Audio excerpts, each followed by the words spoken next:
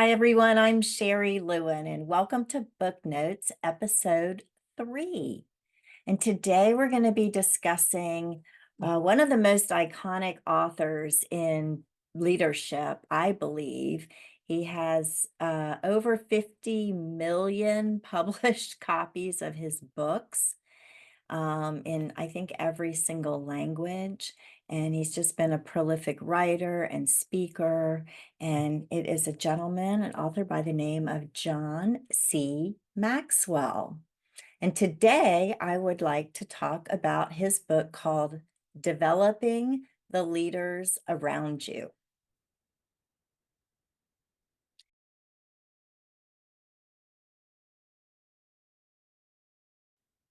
Developing the Leaders Around You is a book that I came across several years ago, and I have read a lot of John C. Maxwell. I've read a lot of his books, sort of look at the same concepts from different perspectives. But one of the reasons that I really resonate with him as a leader and a teacher of leadership is that he believes in the leadership model called servant leadership.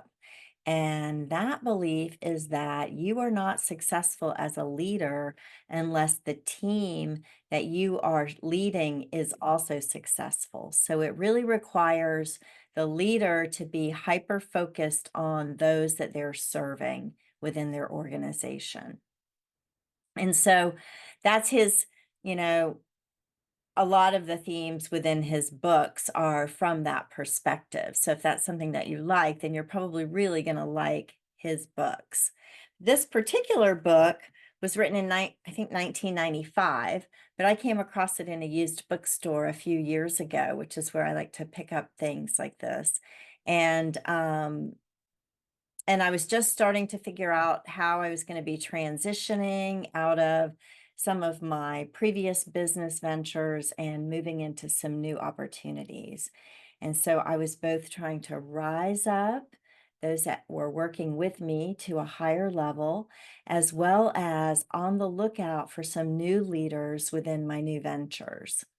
So those two things together really led me to, I guess, my radar was out for books like this, and I came across this in a bookstore. And like a lot of good books, it always begins with a question, and he did not disappoint. Page 1, chapter 1, I open it up, and the question is, am I raising up potential leaders? And so I think this is so important. Everybody has to answer that question for themselves, and it can mean several different things. Um, but I took it to heart and I started using that as my benchmark for how I was showing up in all of my situations. Am I raising the potential leaders around me? And in each interaction, I tried to advance that in some way. It became a new goal, and as someone who's been in business for quite some time, I really enjoyed being able to approach endeavors from this perspective. The other thing that I thought was interesting was that this book has just 10 short chapters in it. And those 10 chapters have I don't know, maybe 20 pages in each one, not even. So they're very digestible. They are packed with quotes, they are packed with information, and he really does do a great job of packing a lot of information into a 200-page book. So I wanted to just pull out a few things from a few of the chapters that really stood out for me. One was the first question in chapter 1, which is fantastic. Am I raising potential leaders around me? And he does use a lot of sports analogies. And I was raised in the US and raised in a family that watched a lot of sports, so that's wasn't a problem for me. But I do think he gives enough context that if you don't know a lot about sports, you'll still be able to get a lot out of the book. Um, let's see here. What do I want to share?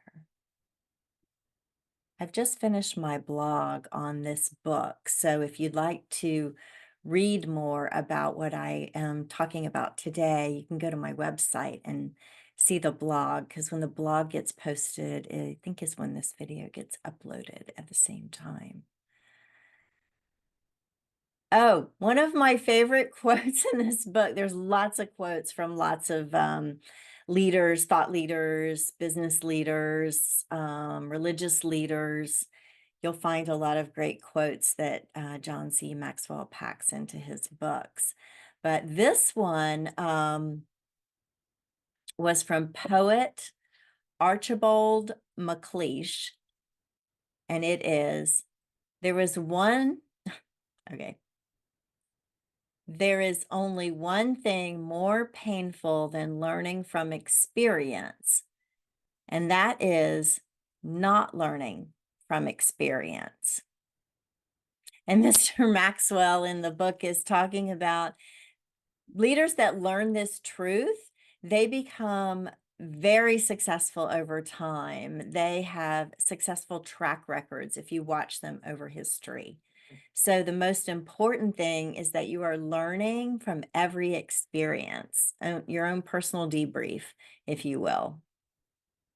So that was a good quote from chapter 3. There's also a great little acronym in chapter 4 that he shares, and it is the chapter called Nurturing Potential Leaders. I thought it offered me some fresh perspectives to consider for myself and the clients that I work with. And this acronym is the word BEST, B-E-S-T. And it's really a simple reminder of what rising leaders under you really need most from those who are guiding them. And it goes like this: BEST, B, believe in them. E, encourage them. S, share with them. And T, trust them. Believe in them, encourage them, share with them, trust them. BEST.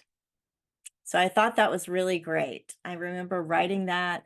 It was highlighted. Probably I put it on a note card and carried it around for a little while, and it's in my shoebox somewhere. But I do really like that BEST. That's what we need to be providing to the leaders that are rising or that we're mentoring, is to believe in them, encourage them, share with them, and trust them. Great words to live by. And then he really likes the 80-20 rule. Mr. Maxwell uses it quite a bit. And in chapter 5, he uses a variation of the 80-20 rule. It appears, he uses a sports analogy, but basically what he's saying is that for the best outcomes, a leader should spend 80% of their time on the thing that requires their greatest gifts and abilities. I'm going to say it again. A leader should spend 80% of his time on things that require their greatest gifts and abilities. This will keep the leader fulfilled.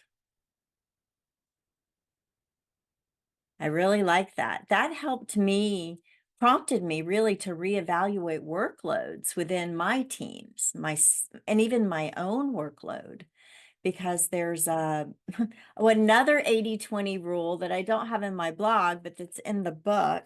Hold on, let me see if I can find it. Yes, and it's about how leaders can make decisions regarding priorities. He identifies A priorities and B priorities, which is something that I'm always talking about. We need an A list and a B list.